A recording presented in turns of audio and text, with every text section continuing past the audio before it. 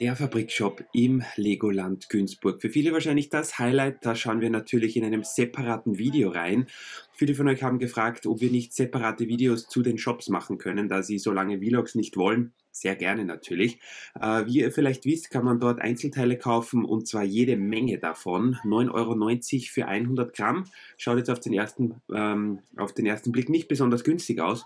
Sie haben dort aber echt viele geile neue Steine, wo 9,90 € für 100 Gramm ein extrem guter Preis ist. Es war an diesem Tag sehr schwer zu filmen drin, weil die Fabrik zum Bersten gefüllt war. Das lag einerseits daran, dass das ist übrigens Bob Brickman hier, der auch eingekauft hat und wegen dem auch die Fabrik wahrscheinlich so voll war. Dann hat es zusätzlich geregnet, das heißt alle Leute sind in die Shops gestürmt und es war natürlich Eröffnungstag und viele Shopper waren da unterwegs. Ich zeige euch hier jetzt einfach mal ein paar Steine, die mich interessiert haben. Es gibt dort auch vieles, was für mich persönlich jetzt oder für uns nicht ganz so interessant ist, wie zum Beispiel Basic-Steine. Sie haben aber auch hier viele, wie ihr seht, Mauersteine in allen möglichen Farben. Die sind teilweise in manchen Farben dunkelgrün oder auch dunkelrot, ziemlich teuer. Die normalen Basic-Steine, die ihr hier seht, oder diese zwei hohen Steine, die sind eher weniger interessant. Die bekommt man meistens auf Bricklink etwas günstiger. Aber wie es funktioniert ist, ihr nehmt euch einfach so eine gelbe Tüte, die überall herum hängt und befüllt sie mit Steinen eurer Wahl. Bei vielen Steinen gibt es ein Limit von 100 Gramm pro Person und Besuchstag. Das heißt, ihr dürft von diesem Stein nur 100 Gramm mit rausnehmen. Wenn ihr zu zweit seid, dann 200 Gramm. Ja, in den meisten Fällen ist das wahrscheinlich genug für euch. Wir haben dort kräftig eingekauft, also wir sind, oder besser gesagt, unsere Brieftaschen sind um einiges leichter rausgegangen aus dem Geschäft, aber das ist sowieso immer, wenn ihr unsere Videos kennt, ein Highlight für uns, dass wir dort einkaufen. Sie haben dieses Mal wieder natürlich fully restockt, also es sind alle diese Container hier zum Bersten gefüllt mit Teilen, aber das wird sich wahrscheinlich in den kommenden Tagen schon ändern. Wir haben schon gesehen, dass so manche Teile sehr, sehr beliebt sind und sie haben auch wirklich schöne Teile, die auch speziell in den 2022er und 23er Sets drinnen sind, wo, dazu kommen wir gleich, bedruckte Fliesen und alles mögliche am Krimskrams, was echt schwer zu bekommen ist und waren dann nur zu horrend teuren Teilen. Ich habe mir zum Beispiel ein paar von diesen Arches genommen in Braun für die Bäume in Wild City, damit wir wieder ein bisschen begrünen können. Dann haben sie jetzt, und das finde ich eigentlich ganz gut, sehr viele Teile in Hell und in Dunkelgrau. Seht ihr, hier ist zum Beispiel schon ein Container leer. Das dürften wohl sehr beliebte Farben sein, kann ich gut verstehen, denn egal ob man ein Mittelalter- oder ein Weltall-Layout baut oder so wie eine Stadt, Grau ist einfach eine Farbe, die man immer wieder braucht. Also sie haben so ziemlich alles in Grau hier, hellgrau und dunkelgrau, was man sich nur denken kann. Da haben wir aber persönlich jetzt nicht so viel gekauft, weil wir ja da bei den Bricklink Hauls in letzter Zeit schon sehr gut zugeschlagen haben. Sie haben aber auch viele andere Teile jetzt neu dazu bekommen. Das sind zum Beispiel die dunkelgrauen Teile hier, die interessant sind. Jede Menge an Technikteilen, wo wir leider nicht besonders gut mitreden können, weil wir uns da nicht auskennen. Aber es waren da wirkliche Profis am Werk. Nicht nur Bob, der übrigens ein sehr, sehr netter Kerl ist, grüße ihn raus, sondern auch alle anderen, die da drinnen waren. Es waren Leute mit Klemmbrett, Leute, die mit irgendwelchen Apps herumhantiert haben. Hier seht ihr zum Beispiel die Tiere, die separat verrechnet werden. Das heißt, da seht ihr darunter immer den Stückpreis. Ist in den meisten Fällen sogar günstiger als Bricklink, aber ich würde euch generell empfehlen, dass ihr, bevor ihr in diesen Shop reingeht, zu Hause mal ein bisschen schaut, was ihr überhaupt braucht und ein bisschen die Preise vergleicht, weil es doch sehr, sehr schwierig ist, dort einen Überblick zu bekommen bei den vielen Teilen und man kauft dann blind relativ viel meistens, oder jedenfalls haben wir das Gefühl, dass wenn wir mit Leuten reden, dass die uns das sagen, nehmt unser Video als Hilfe oder schaut sonst nach irgendwelchen Bildern im Internet, was die aktuellen Sortimentsbestände in der Fabrik so sind. Sie haben übrigens auch diese Pferdedecken für 3 Euro, die waren dann am Nachmittag, als ich nochmal kurz in den Fabrikshop reingegangen bin, schon ausverkauft, in Rot und in Blau. Die dürften auch um einiges teurer sein. Wir haben keine gekauft, aber haben es gesehen, dass die Leute da ganz wild drauf waren. Dann auch die normalen Sättel für Pferde für 30 Cent in Braun, die finde ich eigentlich ganz günstig. Und halt jede Menge an anderen Tieren, an Pferden, an Ponys, Kühe, Ziegen, Schweine, Adler, Wale, Haie, ihr habt es gesehen. Wir schauen uns dann nachher gleich auch noch die Vitrine an, dort sind noch jede Menge kleine Tiere. Wo wir immer gut zuschlagen, ist dieses Regal hier, das sind die Pflanzen oder besser gesagt das Grünzeug. Leider Kamera ein bisschen schwierig manchmal, weil einfach so viele Leute waren und ich wollte den anderen Besuchern hier das Einkaufserlebnis auch nicht vertun, wenn ich da dauernd mit der Kamera herumhantiere. Also diese Blätter sind nämlich sauleicht. Generell, je leichter das Teil, desto günstiger ist es dort.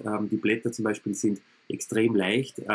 Es gab auch noch dieses X8, also dieses dreiblättrige Pflanzenteil anscheinend, aber zu dem Zeitpunkt, dass ich reingegangen bin, war anscheinend der Container gerade aus. Also wenn ihr Pflanzen sucht, Blätter in allen möglichen Farben, gelb, braun, sandgreen, also es gibt wirklich alle dort.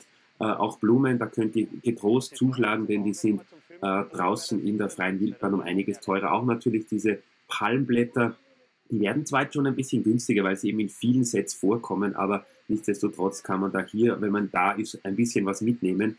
Haben viele Leute gesagt, man spart sich einfach die Versandkosten, man kann so viel nehmen, wie man will, mit Ausnahme der 100 Gramm Limits natürlich. Und wenn man da schon mal da ist, dann darf man natürlich zuschlagen. Es gibt auch einige große Formteile, wie hier zum Beispiel diese Bootsrümpfe, die werden auch separat abgerechnet. Sehr cool finde ich zum Beispiel auch den weißen, ich glaube, das ist nicht aus dem Leuchtturmset, ich bin mir jetzt nicht ganz sicher. Und alles mögliche an Equipment. Die Stützen gibt es auch in schwarz übrigens für die U-Bahn, die habe ich auch wieder gekauft. Das heißt, da geht es dann auch wieder weiter, genauso wie bei Newtown, wo wir die zum Teil verwenden in schwarz. Und ja, jede Menge Zeugs. Und ihr seht auch, es hat am Boden ausgesehen wie Sau. Also natürlich, die Leute schmeißen alles durch die Gegend, aber kann man nichts machen. So, jetzt vielleicht zum Highlight für viele, die bedruckten Fliesen, da haben sie jede Menge davon. Es war das Licht teilweise ein bisschen schwierig auch zu filmen, speziell in den unteren Containern. Ich hoffe, ihr könnt es erkennen, was es dort gegeben hat. Und ich war wirklich begeistert von der Auswahl. Es gab ein paar bedruckte Fliesen, die wir schon mal gesehen haben. Die Donuts und auch die Erdbeeren und Bienen hat es gegeben.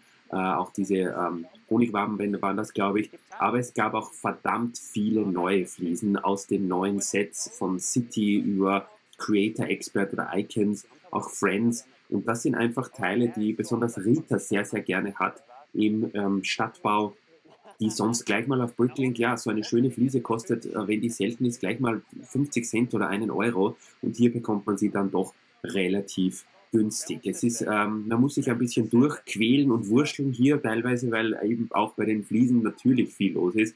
Und da haben die Leute auch kräftig zugeschlagen. Was ich sehr interessant finde, sind zum Beispiel diese Fußballfelder hier von dem Tischfußballtisch. Da haben wir auch jeweils ein Set mitgenommen, den Mittelteil und die Seitenteile. Uhr ist mit dabei, dann auch jede Menge so Zeitungen und so Schilder, dass zum Beispiel ein Hund vermisst ist. Das ist ein besonderes Teil. Das ist letztes Jahr im Boutique Hotel drinnen gewesen, in diesem Museum. Auch sehr selten zu bekommen, ist, glaube ich, exklusiv nur für dieses Set erschienen. Und das finde ich total geil, dass sie jetzt auch Fliesen aus Icons und Creator Expert Serien haben, die es sonst wirklich überhaupt nirgends gibt. Ihr werdet es auch im Video, da habt ihr es vielleicht schon gesehen, zu den Minifiguren noch erkennen. Sie haben auch total viele Ritterteile jetzt da und dort, also viele, viele Teile aus aktuellen Sets und das finde ich einfach mega, weil damit kann man sich seine Sets oder seine Layout einfach wahnsinnig aufbessern. Dann gibt es natürlich auch jede Menge normale Fliesen, die auch natürlich nicht fehlen dürfen in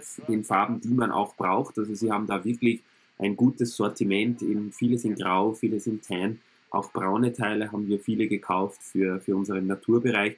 Und auch viele sehr neue Fliesen, diese dreieckigen, diese Schilder, die so aussehen wie die von Nexonites, also die so die so gezackt sind unten. Und ja, also ich war wirklich, meine Schwester auch, die war mit restlos begeistert. Die anderen Leute, glaube ich, auch von der Auswahl. Und ja, es ist damit zu rechnen, dass natürlich die Auswahl jetzt, je weiter wir in die Saison 2023 reingehen, immer schlechter wird. Also es ist wahrscheinlich so, dass sie viele Teile noch nachfüllen können und dass sie vielleicht auch nochmal eine Lieferung bekommen, das wissen wir nicht.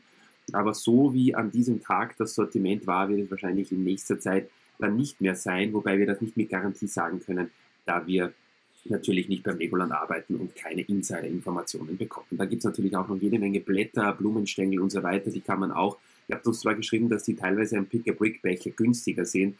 Ja, wir haben leider keinen Lego-Store in der Nähe, also ist für uns die Legoland-Fabrik besser. Außerdem können wir uns hier von den Mengen auch einfach nehmen, was wir wollen und das wird pro Gramm abgerechnet. Auch viele solcher einfach Bilder, die man bei einem Haus, wenn man es baut, an die Wand hängen kann.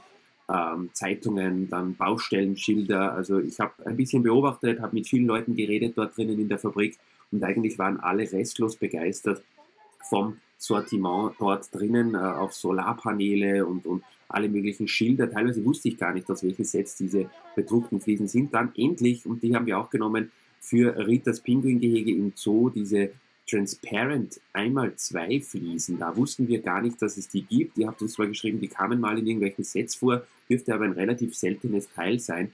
Die haben wir jetzt auch genommen und natürlich auch Handys und Kekse und alles Mögliche. Also ich glaube, wenn ihr auf der Suche nach Fliesen seid, dann werdet ihr dort zum Beispiel fündig. Was das hier ist, weiß ich ehrlich gesagt gar nicht, aus welchem Set das ist.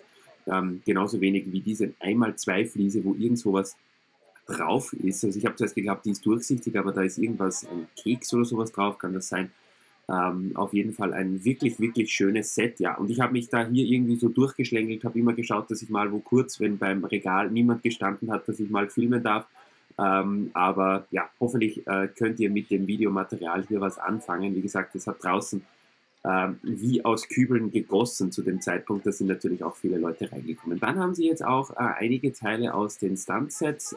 Die gab es letztes Jahr schon, aber nicht die Rampen. Also wenn ihr das Gefühl habt, ihr braucht noch mehr dieser Loopings und Rampen für eure Motorräder, damit sie durch die Luft fliegen können, dann seid ihr auch hier ganz gut beraten. Sie hatten zwar das Looping-Teil für oben nicht, aber diese Schanze und dieses ganze andere Zeugs, was man für die Erweiterung einer Stuntstrecke braucht, haben sie auch dort. Die sind zwar wahrscheinlich nicht besonders günstig, weil sie ja sehr schwer sind, aber ja, wenn ihr da zum Beispiel nur eine Schanze braucht und ihr fahrt sowieso ins Legoland, dann könnt ihr da auf jeden Fall zuschlagen. So funktioniert das eben, wenn man dann ein Säckchen hat und schauen will, wie viel es kostet. Da seht ihr hier in der Mitte ist diese Waage. Da könnt ihr auch immer kontrollieren, wie viel Gramm und auch dementsprechend Euro ihr schon habt. Es gibt auch jede Menge große Platten, die würden wir euch aber nicht empfehlen, weil die sind sehr schwer. Kauft die besser bei Bricklink oder direkt bei Lego. Und ja, man geht einfach wahrscheinlich so wie wir 500 Runden durch das Geschäft und versucht irgendwie ja, den Überblick zu bekommen, was natürlich nicht ganz leicht ist. Dann haben sie noch separat eine Vitrine, wo man Teile dann bei der Kasse bestellen muss. Ich habe für euch versucht, alles abzufilmen. Einiges ist gleich wie im Vorjahr. Sie haben aber ein paar neue Teile auch bekommen. Die Motorräder haben wir schon gesehen, Lichtschwerter aus Star Wars. Star Wars haben sie leider gar nicht. Generell, die lizenzierten Themen kommen dort sehr wenig vor, falls ihr fragen solltet, weil wir immer wieder angeschrieben werden wegen Star Wars Sets oder das Sets gibt schon, aber keine Einzelteile, auch keine Figurenteile. Genauso wenig wie irgendwelche Superheroes oder Batman. Sie haben ein paar neue Hunde. Es gibt jetzt den Blindenhund, es gibt den Rollstuhlfahrerhund. Das finde ich ganz interessant. Die wollte natürlich Rita haben wir auch mitgenommen und versucht zu organisieren. Ansonsten natürlich alles Mögliche an Lamas, Hasen, Katzen. Es gibt auch das Set, wo der Otter dabei ist. Der war leider ausverkauft, den bekamen wir leider nicht. Auch die Elefanten hier aus den mittlerweile, glaube ich, schon vom Markt gegangenen Wildlife Rescue Sets und halt alles Mögliche an Klimbim. Ihr seht dahinter immer die Preise.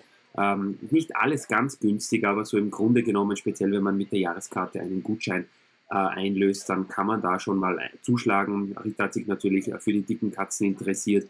Da haben wir ein paar mitgenommen und Papageien und alles Mögliche, was einfach ein Lego-Layout, wie wir es haben, noch besser und noch schöner macht. Und ich finde die Vitrine einfach immer cool, weil sie da immer neue Sets haben. Und es ist auch so, dass, hoppla, das immer dann pro Set ist. Das heißt, ein Set Katzen, das besteht aus 3 Katzen und kostet dann, keine Ahnung, 2,50 € oder so. Das sind dann 3 Stück natürlich. Hier kurz ein Überblick über die Technikabteilung. Reifen, Gummis. Wir haben mit irgendjemandem geredet, der hat gesagt, dass irgendeine Felge, die in dieser Wand zu sein scheint, 6, 7 € kostet auf Bricklink. Aber da können wir leider nicht mitreden. Es gab auf jeden Fall einige Technikfans auch am Start in der Fabrik, die sich natürlich für diese Teile interessiert haben. Das war dann für mich natürlich auch sehr schwierig zu filmen dort. Da werden wir euch das nächste Mal, vielleicht wenn etwas weniger los ist, nochmal einen kleinen Überblick geben über die Technikabteilung, weil ja da auch viele Fans dabei sind. Dann gab es, was war das eigentlich? Das waren so Paneele und so für Container. Ich muss das Video übrigens nachvertonen, weil es war in der Fabrik so laut, dass, ja, ihr hättet mich schon verstanden, aber die Hintergrundgeräusche waren nicht besonders, ja, entspannend. Und ich habe mir jetzt das Video angesehen und es war einfach nicht, deswegen wird nachvertont. Hier auch Teile auf jeden Fall, die man so nicht ganz allzu oft sieht, wie auch so Fensterpaneele, große, kleine. Da kaufen wir ganz gerne ein. Die müssen ein bisschen aufpassen, weil die sind manchmal ein wenig zerkratzt.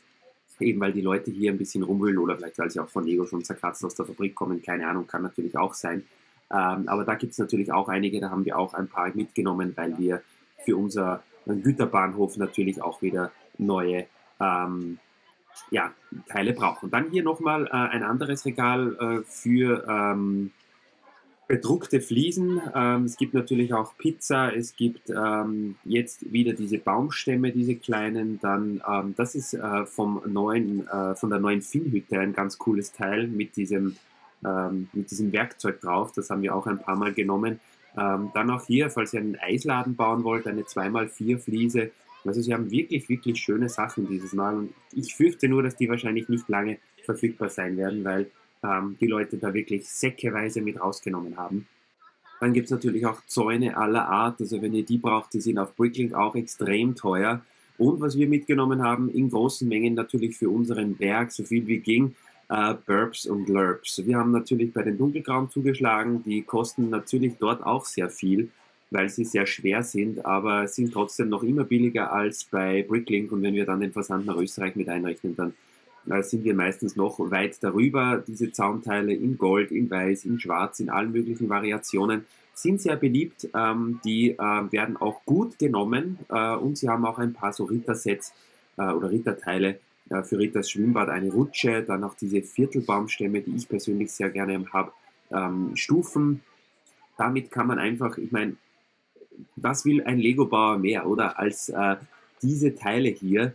Wir sind auf jeden Fall immer ganz gerne in der Fabrik, schauen hier eine kleine Runde, das Sortiment ändert sich immer wieder ja, es gibt da immer wieder was Neues zu entdecken und ihr werdet jetzt wahrscheinlich in die Kommentare schreiben, ja, 99 Euro für 1 Kilo Lego, das ist Wucherpreis, aber schaut euch mal diese Teile an, ich meine, das sind 2x6 Fliesen bedruckt, hier die Bienen, die Teile, wenn man das aufrechnet, was die auf Bricklink kosten, dann wird man auf jeden Fall deutlich darüber sein und wir kaufen dort immer ganz gerne ein für unseren eigenen Bedarf in Wild City. Gut, manchmal ein bisschen mehr auf Reserve, aber zum Beispiel auch diese Holzfliesen hier, die sind relativ selten, die kommen in nicht ganz so vielen Sets vor und da macht es auf jeden Fall Sinn, wenn man mal ein bisschen zuschlägt. Genauso wie Ritas Wasserfliesen, die sie so liebt, da haben wir letztes Jahr so viel gekauft, dass wir, glaube ich, ganz Wild City zupflastern könnten mit Wasser. Auch diese diverse Kekse und Donuts und alles Mögliche, das macht einfach zum Beispiel unsere Stadt um einiges interessanter. Ja, das war der Überblick über die Fabrik hier am 25. März 2023, Eröffnungstag im Legoland. Falls ihr Fragen habt, gerne her damit. Wir werden jedes Mal, wenn wir dort sind, versuchen, ein kleines Video für euch zu machen, ein Update zu machen, welche Teile es gibt. Das waren die Stützen für den Newtown-Bereich. Ja, schreibt uns auch gerne, wenn ihr etwas wissen wollt oder wenn ihr neue Teile dort gesehen habt und bis bald.